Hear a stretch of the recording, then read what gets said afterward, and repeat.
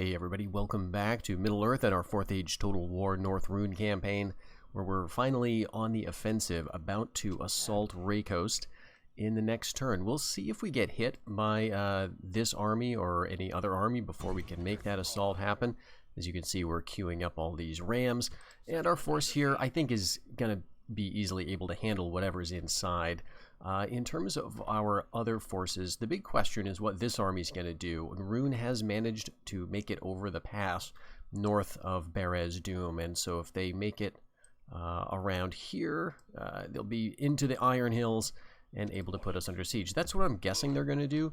I'm not totally sure about that, so in the meantime, it might be good for us to keep this army pretty handy. Ulgan of the Tribe of the Cold Hearth, who is in command of our strongest army by far. And this is, I think, our ticket out of the rut that we're in currently, because we have a pretty nice position right now. We're making money, and you know, we're built up, but we're missing a lot of the you know, our native units because we are in Outlands currently. So our best units are these assimilation type units, like the highest tier cavalry, for example, that we can train in Dale. We're training some right now, I guess, some more of the chief's men here.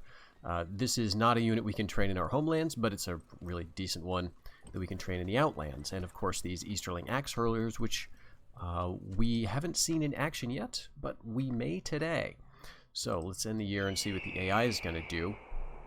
Wondering if we're going to get hit outside Raycoast. I guess not, but we can see that army of Rhun marching ever closer. So we should be able to get to Berez Doom in plenty of time.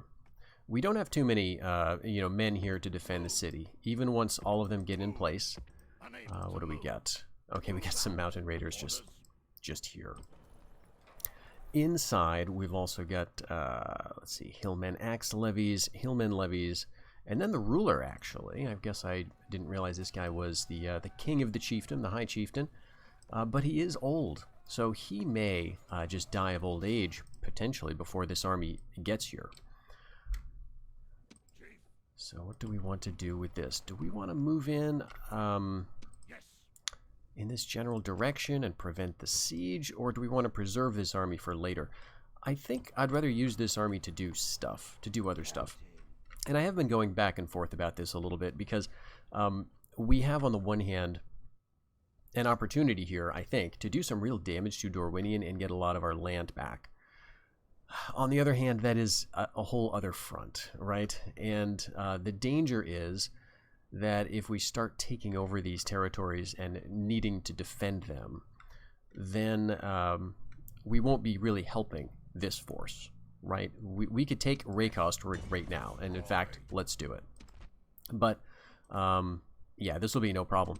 But the issue is, this army that we have currently, it's very light, the army that's outside Raycoast. It doesn't have any of the Easterling axe hurler units with the chainmail. It's the lighter guys, the axe levies, and a few other, I think, lower tier Dale levy units. So not a lot. I don't think we have a lot of cav in this army either. Not a lot of ranged stuff. We got some slings, so I guess that's good.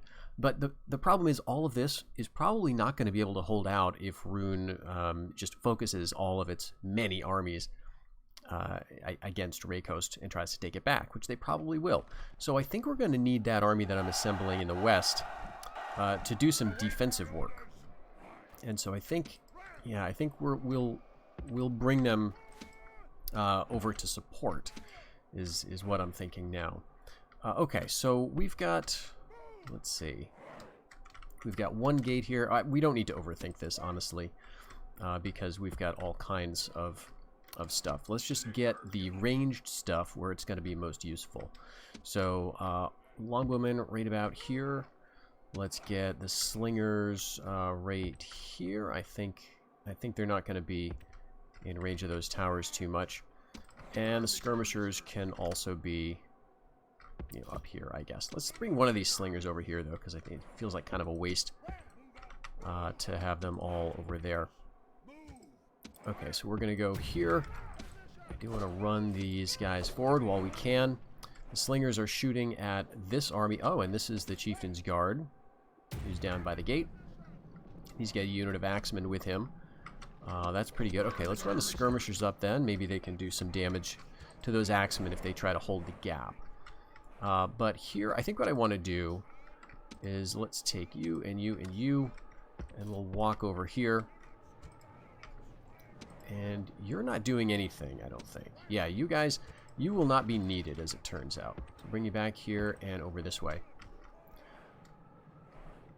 The reason is, I think we're gonna, open this this section of wall here. We're gonna open the gate, and then we're just gonna be able to pour in. I don't think they're gonna really put up that much of a defense of the wall, because they've got another unit of axemen up here, and they've got their warband up at the plaza.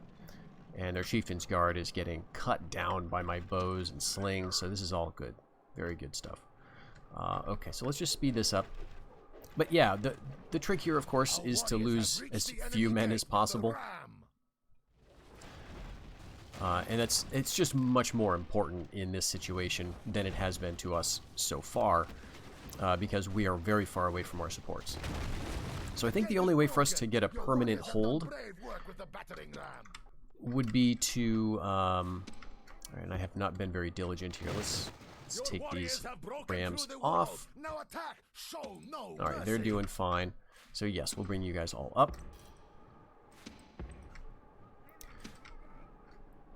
It's more important in this scenario precisely because we're so far from our supports, and I think the only way that we can hold out is by bringing another army to distract Rhun somewhere else. So the only way we can actually keep what we've got. All right, let's actually halt you skirmishers here. You'll do some fire. Stop the slings, actually. The Barding Watch levies will be the sacrificial lamb, so to speak. And yeah, let's bring all the cav up, actually. Run them right in.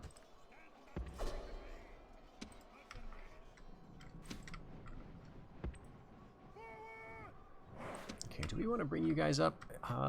Yeah, why not? I think you'll be fine. Losing heavily. 30 Axemen of Rhun versus a lot of Barding Watch levies. These are our tier 2 swordsmen. And we're going to get sandwiched here. We're going to get hit by the cav. So they're going to be gone. Broken already. Great. And it looks like the Chieftain's Guard is up there on the hill. So this is actually not bad. We've got all the dangerous units pretty much eliminated here.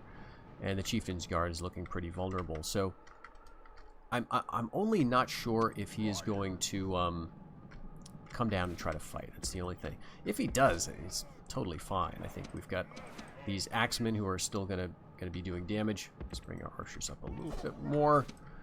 Should be good. Slingers up too. And what are you? Okay, right. You're a rammer that I forgot to bring up. That's fine. We've got more troops than we need at this point. Let's bring some of them up. We're going to get some javelins from their Chieftain's Guard, but we're also going to be throwing our own axes, so that should be fine. Let's bring the cav around fast. If we can actually engage with him, that'd be great. All right, let's give throwing it orders. We're getting shot from the Chieftain's Guard, who has a bit of a height advantage and possibly just a general ranged advantage anyway. So here come the axes. Took out a few of them. And here come the chief's men. And at this point we want to stop the axes. Alright, you just start walking. How about that? Everyone can just walk up forward and be cool. Alright, we'll take him out with these chief's men. Yeah, they're down to 2 already. They may take out some of my men, but there he goes. Alright, got him. Good. Thank God for generous hitboxes. Okay, so let's get the axemen up here. And we'll just move them all up towards the city center. I think we'll get the cavalry. Yeah, if we bring them around here, we can get in this way. And we'll bring the axes up. They'll start throwing. The guys in the plaza will charge out to attack the missile troops. And then we'll get in on the side with our cav. So, should be, pretty straightforward. This is the easy part, right? The difficult part was marching down and not getting annihilated by all the stacks of Rhun, so choosing our path carefully, that could have gone very badly. But once we're here and, you know, the settlement is pretty undefended, like most of the AI settlements tend to be, you know, you're in a pretty good position at that point. The only problem, of course, is holding it. Right. That's the bigger issue. All right, we're close enough to start throwing into the plaza. Here come the Easterling Warband, and I'm gonna run my cav around. Yeah, that's it. Actually, they rout. They rout very fast. Okay, we lost, looks like about 25 men. If I saw that right, I clicked away a bit fast. But yeah, this is a good start. And now we're going to see what they do, because there are quite a few large stacks up north, if I remember correctly, up around here that we saw on our way. So we'll get the spies over, and yeah, let's lay desolate. I think we're okay. Although, let's see, 68, we could get 4,500 slaves, I suppose. And we've got a general here, I believe, still. I don't think we have anybody in Erebor, but we do in Hjorth. Yeah, so let's do this. We'll expel the populace. This is essentially the enslave option in the vanilla game. We just renamed it, so it's a little more friendly for, like, the Dunedain. The idea is that you're exiling them to, you know, work in the coal mines and stuff. But here, the nice thing about taking Raycoast is that we can use a lot of their infrastructure. So the brawling contests, this is nice, because we haven't built any of these in the territories we currently own. Because, as I've said before, this would essentially require us to kind of flip the population, to do a conversion of their alignment, which is basically this mod's religion. And that, of course, could be a disaster. This is all ways of the West that we've taken over. And, you know, it's fine. You see, the public order is fine as long as we don't try to force them to be ways of darkness. But the problem is that by not building these buildings, we are missing out on the experience bonuses and the substantial economy bonuses.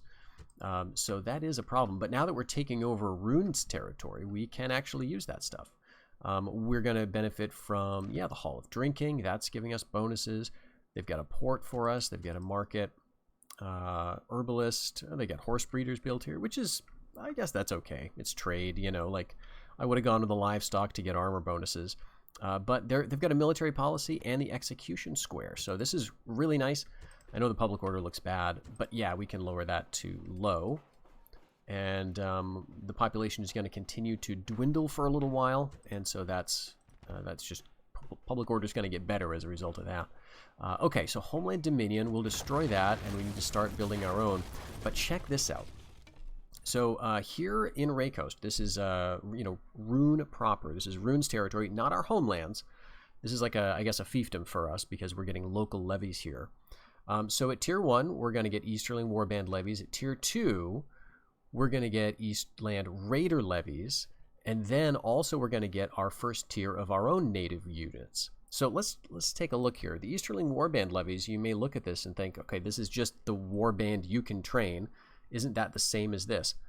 Kind of, but there are some subtle differences. And I think the differences are enough that it's important, and it will be feasible, I guess, for me to think about training one or the other of these units depending on circumstances. So the Mountain Warband, this is our native unit, and as the pile of snow indicates here, these guys get a combat bonus in the snow. That's significant. I think it's something like +6 or so to attack when you're fighting, you know, in the winter in snowy terrain. So that is pretty substantial when you look at the attack that they have at just, you know, 0 experience. Getting a nice boost in the right terrain is very important. However, these guys have fewer soldiers than the Easterling Warband levies, who have 110. I think the stats are otherwise identical. Yep. So the upkeep is a little better for these guys, but the size of the unit is a little smaller, and that's kind of in keeping with how we imagine Rhun versus North Rhun. I mean, there are some subtle differences between these factions. Rhun is pictured as the big barbarian chiefdom, right? They have very good population growth. They've got large unit sizes. They've got lots of unit variety. And so even though we are also an Easterling faction, we get a lot of those bonuses to an extent. It's not quite to the extent as Rhun. So here we're training essentially a Rhun unit. And we're getting, just an extra 10 men per unit size. Not huge, but it is kind of nice, right? And this means that when we're fighting in the south, in territory that is not going to have snow, we may as well train these guys, right? It's just going to be a little bit better. I'm very excited about this, though, at Tier 2. Cavalry at Tier 2, what a concept. We haven't had that since, the beginning of the campaign when we abandoned our homelands. Again, these are very similar to the mountain raiders that we get, but these guys also do not have a combat bonus in the snow. They also have just a few extra men, I think. And what else? Bonus fighting riders, powerful. I think these are all about the same, but let's go up to the 3rd tier. Of course, yes, we're also going to get our skirmishers at this tier. 3rd tier. Okay, yes, we can see the mountain raiders here. So these have 52. 52 men versus the Eastland Raider levies, 56. And these guys have a slightly higher charge bonus of 12 versus the 10 of the mountain raiders. So again, our units are a little bit fewer, right? A smaller unit sizes overall. And this one, although it gets a combat bonus in the snow, it has slightly worse charge. So that's going to give us a reason to think about where are we using these troops? Which one do we want to go with? But we're going to get Axemen of Rhun. We're going to get Slingers. Oh my gosh, it's going to be great. And the thing I'm most excited about is the Retainer Wains. Yes, we get our own chariot unit. So when you're playing North Rhun, or Khand for that matter, if you take over a territory belonging to the Chiefdom of Rhun, you can train a version of their War Wains. And it looks really cool. I like the different color palette. I like having North Rhun guys or Khandish guys in the chariots for a change. Of course, they're very expensive, but we're definitely going to make use of these. Just a very fun unit overall. So I'm very glad that we're now in a position to work towards that at least. Yeah, let's restore the palisade there and see what we recruited. Okay, we got some levies in Barez Doom. We got the mustering fields in Hjorth. And let's check out the population there, because we just enslaved a bunch of people. So that's actually very nice. I think we did a lot of population growth there. Dale still has a governor, which I should honestly think about, because he's probably, yeah, discourteous. I should put this on the sort of auto-manage option. I think at this point it would be safe to do that. One danger with the auto-manage option is, yeah, so you've got to make sure your settings are the way you want. So growth policy is what I usually go for. That's essentially low taxes. I uncheck these boxes so I can still decide what I train. But the problem is, if you're in a settlement that has like different alignment buildings, then those buildings will just get destroyed automatically. That's not the case in Dale, so I don't think anything bad happened. And ticking this button is going to make him more loyal. Of course, he doesn't have a lot of years left. He's seasoned. But this discourteous should go up to, like, I can't remember what the tier above that is. Dubious, maybe? Okay, so this army is gradually moving towards us. They'd be there in like 2 turns, I guess. And I think we looked at it and it was kind of weak last time we saw. So maybe what I'll do is this. We'll bring some armies over here. We'll bring the men that we're training over this way. We'll bring the army. We'll just move it a little closer. Because what I want to do, I don't necessarily want to engage this army, but I want to sneak past it and get up here, because I think this army could do a lot of damage to the stuff to the things we saw over here. But let's take a look at those things. Yeah, we've got a cluster of stacks. Okay, yeah, they got wains here, their own red wains, and then we've got Spearmen of Rhun, as well as a lot of axemen, as well as some riders of Rhun too. So they've got, you know, it's a good Easterling mix. Now we also have a scout here. Yeah, let's just bring him down a little.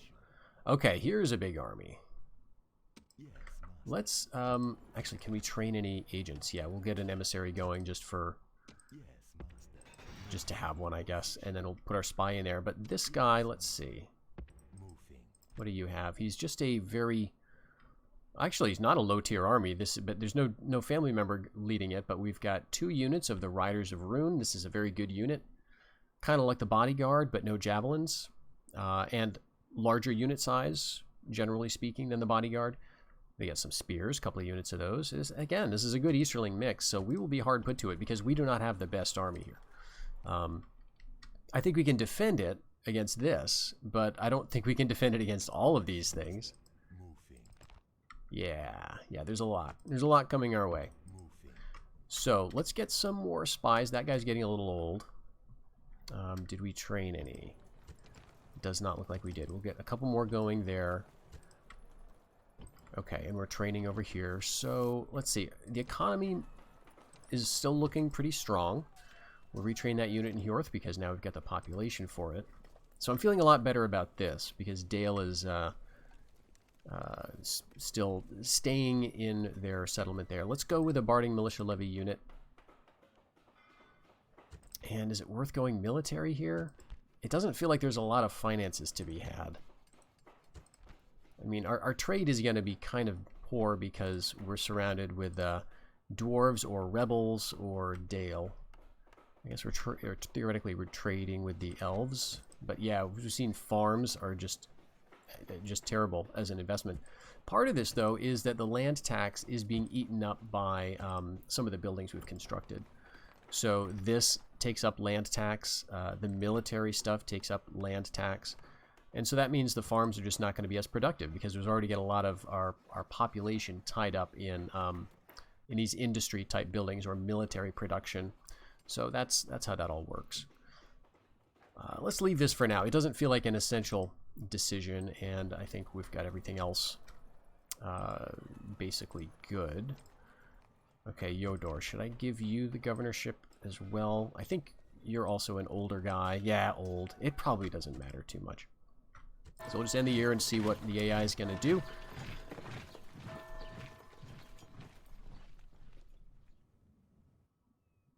Okay, they're going to put us under siege. Pretty predictable. And I think we're going to have to sally out here. Yeah, so under siege. Only made a little bit of profits, but we are the most advanced. And we get the Metalsmith's Quarter finished in Erebor. So all of the units we train here are going to have +1 armor. Great. And in fact, maybe this unit does already. No, he doesn't. But we can retrain him. So why don't I go ahead and spend a bunch of cash in that? We'll train another unit. Here. Okay, interesting. So what are you doing? What are you doing down here? Are you coming down this way to Yodor? I kind of want to keep my army in the trees.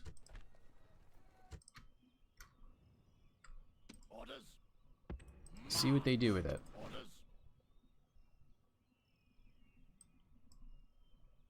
Let's just get over here, hide in the trees, and we'll meet them up later. But yeah, I'll keep you right here. This is a young guy, yeah, youthful. So he's got time. And we've got a strong army. Again, I don't want to blow it all fighting this force of Rhun. And these guys are staying put, it looks like, which is nice. You guys are also staying around Tham. So possibly, if we do a sally here, you know, we should be good for another couple of years. A couple turns, anyway.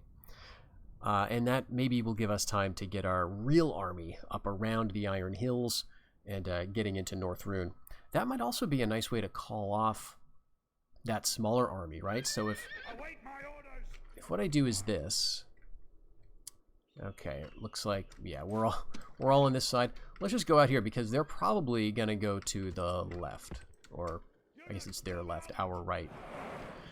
But yeah, if we bring that northern army up around the Iron Hills while the Rhun army is besieging Beraz Doom, that may make them nervous, and they may abandon that siege. I'm thinking. Okay, we actually need to think about this. We can't just march willy-nilly over here because... Well, because the AI, well, not the AI, it's the problem that we can't afford to take losses. So You come over here, get you off skirmish. We've got a little bit of cav. I'll put them over on the right. We've got these Variag mercenaries, a very, very nice unit.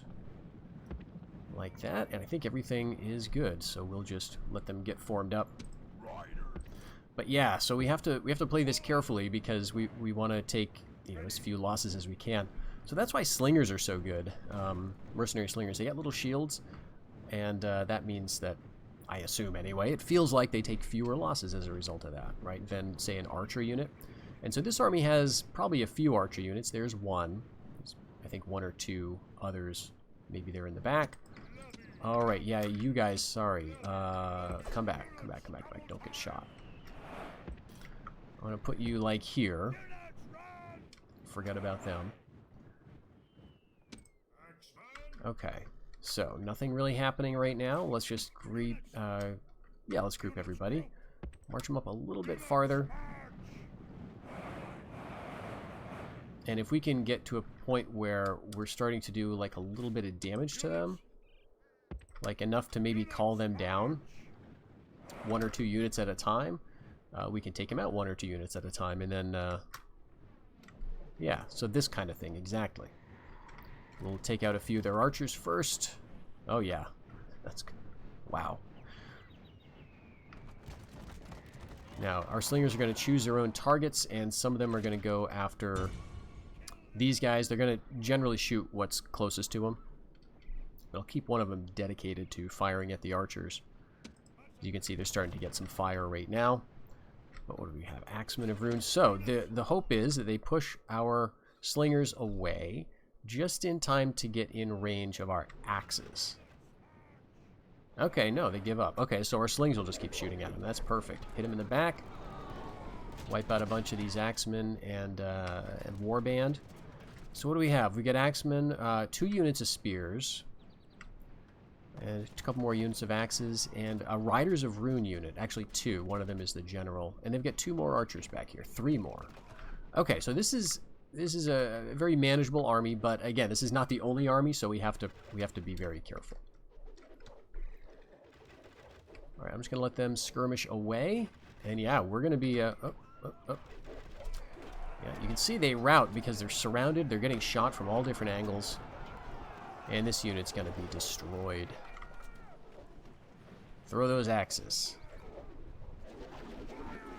Got a ridiculous arc on these throwing axes. Great. Okay. Now the annoying thing is when you bring your slingers out. Alright, they're all celebrating now, which is good. They've done some good work. When they skirmish away, you know, they're not going to return to the spot that you had them at. So you have to babysit them a little. We get up to in range of these archers. Let's focus on them a little bit.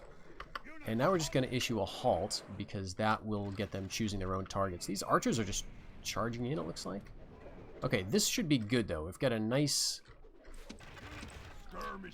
collection of infantry units, who maybe we can even catch with our skirmishers. Maybe not. Yeah, maybe these guys, though. Look at these axemen. Oh, here come the throwing axes. They really don't like that. Tons of throwing axes. We are just about out, however. We've got 2 units with axes remaining. So I think what I'll do is I'll take all of you guys and move you to this row.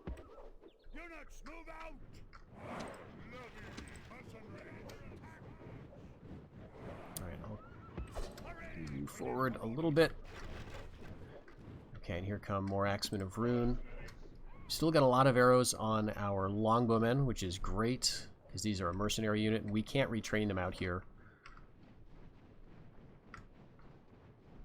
That might be a case for taking the fort of Carnan, though. That is still held by Dale, and I think at that fort we could retrain our mercenary longbows, because it's part of, like, Dale's homeland territory, kind of. So at the forts, the permanent forts that are scattered across the map, you can do things like that. You can retrain mercenary units that are local to that region. So this is like the only mercenary unit local to the region. Slingers, might be retrainable at that fort. I don't know. The fort is on the western side of the Karnan, and you can't get slingers there, but maybe Eridan set it up so that you could retrain the slingers too, because they're so close. But having a place to retrain those longbowmen that's not Dale itself would be very nice. The other place you can retrain mercenaries is the chief cities of a place where the mercenaries can be picked up. So it's another reason to pick up a chief city. Not that you really needed many reasons to do that. You were going to do that anyway. Okay. We've still got a lot of javelins. I'm going to move you guys up a little. And we're just about out of arrows. We're low enough on arrows that I think I'm going to move you guys back. We've got plenty of time for this. In fact, we're hitting their warband. Okay. So what are they going to do? Are they going to do another push? It looks like it. Let's run over here. I don't want them, you know, getting pushed back into the wall. You want to have your skirmishers, ideally, sort of at different ends of a unit that they're attacking in tandem, so that one can be shooting while the other is running away. All right, those axemen are gone. We've got a unit of spearmen, it looks like, and that's another unit of spearmen. And otherwise, it's light stuff except for the cav. All right, now this is warband, and they're coming right in close to the towers. All right, yeah, they're gonna get destroyed here. Beautiful. Okay, we're just about out of slings, or sling bullets. They are sending some more men forward, and they're sending... Is that archers? Yeah. Alright, so there are some tough units. This is nice, though. We are sort of devastating the units that are left. And I've only got one unit with axes left, throwing axes anyway.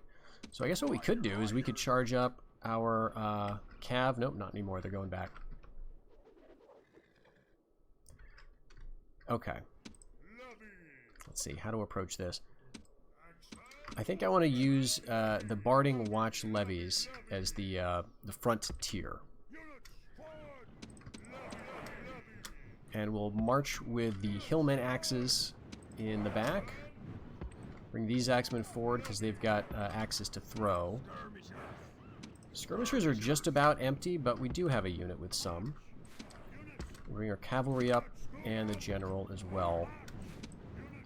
And the slingers are now out. No more sling bullets. So they can be a distraction at best. We also have our mercenary Variags.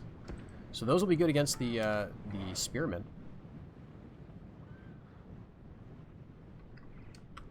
Okay, so now the Easterling archers are going to start firing. Alright, so I'm going to run you guys forward. We want to get this pushed back. Not much we can do. We're going to take some losses here. If we win the battle, some of them will come back, especially the losses that are taken via arrow fire.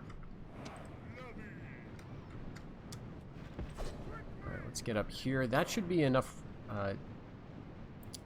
distance to start throwing at those spearmen.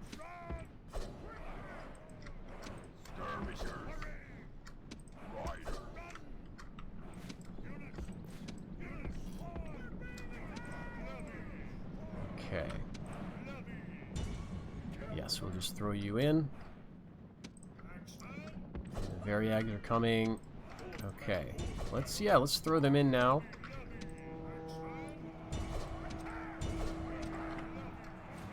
Okay, let's hit you. Riders of Rhun are charging our swords. They're just going to have to take it. I think we'll be able to beat them, of course, with our own cav, but... Go after those axemen of Rhun. We got some more levies here. How are we doing? We've already got a unit routing. What's that? Okay, that's the Barding Watch levies, or one unit anyway. So they probably get charged, which is causing them to flee. Okay, but we did win the cav battle. Let's get into their general here. And Where's my Variags? Where's my Variags? Right here. Alright, go after the spears. You... Okay, good. There goes their general. Really just a captain. And that's pretty much the end of that. The spearmen are going after my general, so I will hope that they won't take him out. Alright, Variags are going to get in amongst them, though. Lots of missiles flowing around here. Let's... Okay, you're an axe unit. You're way out front. Well, good for you, I guess.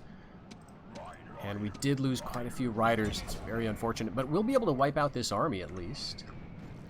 And in fact, once we get the all-routing message, we can just hit end the battle, because we've destroyed enough of them at this point. Alright, so these are just Easterling archers. They're going to rout as soon as contact is made, and we'll just end the battle. Alright, a heroic victory. We did lose over 140 men, I guess. And I forget to look. I always forget to check that after-battle report screen for the more detailed information about who did what kills and, you know, how many units were lost or regained, because that tells you how many recoveries you got. Oh, we didn't wipe out the... How did we not? I could have sworn we killed enough of them. It was like we were at 91%. That should have been enough. Anyway, they've got, it looks like a spear unit left, essentially. So what we're going to have to do now is combine some units so that I can bring back 2 of you. And I think, actually, I think we can do that. We'll bring, let's see, the 20 in, and they can be merged with you and you, and now we can bring the 30 in. And actually, let's take a look for mercenaries. Okay, no more. That's fine. All right, so 1 more year, and we will have the pacification built. That is going to give us, you know, a little bit of public order, but importantly, it's going to set us up to build the Dominion building, which is so important. So, Scout, we're going to come through here, and I'm going to go through Dorwinian's territory with this one, just to see what we can see. And I really want to end the episode seeing what that Rhun army is going to do in the Iron Hills. Oh, they just disappear, I guess. Okay. Some big news. What's this? Wars and rumors of war. All right. So this is where we click this button. This is the Peace with the Dead script. I can't remember if in this campaign we've seen a faction wiped out already, but let's see who it is. Gotta be Herondor. Herondor destroyed. Yep. So basically we're just eliminating all of those alliances and wars between Herondor and the other factions so that the AI doesn't cling to those old wars and alliances, because that can prevent certain factions from allying or going to war with each other. Alright, just keep the spy coming. How's Gargal looking? Alright, they've got almost 3,000 people here. They're growing. And it doesn't look like there's revolt. And no signs of peasant dissent, even with a very small population or a very small, you know, garrison. Okay, it looks like they are showing some interest in Rakost, but not around Tham. They seem to be pretty content. Let's go ahead with a fiefdom dominion here, and that's going to make us, okay, 467. That's going to make us a little bit of money. There is going to be, it's almost all going to be eaten. Yeah, all of it's going to be eaten by mismanagement. Well, this is going to resolve itself once we start conquering these territories back. And again, I don't think we're going to do that just yet, but we are very close to it. So let's see. I don't know exactly where they are, but I want to get like over here, and I think we will be able to. Let's see if we discover where the army is as a result of moving through here. Where'd they go? Well, no idea where they went. Let's move this unit down here because I'm a little worried it's going to get caught out by itself and destroyed. So we'll just do this. I think they're going to reveal themselves. Either they went down into the fog of war over here, or I don't know, maybe down here somewhere. I think we would have seen that though. Okay, so we can now retrain all these units that we want, and we can recruit another one, and that's going to give them armor bonuses And we're now starting to lose money in the economy. But that's because we just queued up a very expensive building. So I think this makes a good point for us to leave it. We've started the building of the fiefdom dominion in Raycoast. And so far, we've got a decent-looking army. We've taken some losses, but I think we're in a good position to hold it. If we were to do what we just did, sally out against a weaker army that we can take out piecemeal, or if it's a strong army, I think we could even do a lot on the defense of an assault. But I'm getting this army up around the Iron Hills, and we're going to go back into North Rhun here. We're going to try to take out Gwaithring if possible. And that will stop these attacks from focusing on the Iron Hills. And it'll open up a border with Dorwinion, but I think that's okay. Dorwinion has its own problems. And from there, we can maybe go down here to Thordram. And around that point, it might make sense to move our capital to, like, Barez Doom or Yodor. Right now, it's Dale, which is fine. This is all very manageable. But as we start to get more of these territories, it might make economic sense to move things around. But that's where things are going to end up. We'll see what the mystery army is doing. We've still got forces around Yodor. We've got the decent forces around Dale. We've got troops in Erebor. If we needed to, we could deal with this army if it pops up somewhere. But we're going to start taking the fight to Rhun. And then eventually, of course, we'll need to start taking this stuff back. But we'll wait until we're in a bit more of a secure position. So thank you very much for joining me in this episode. I hope you'll stick around for the next one. And until then, take care.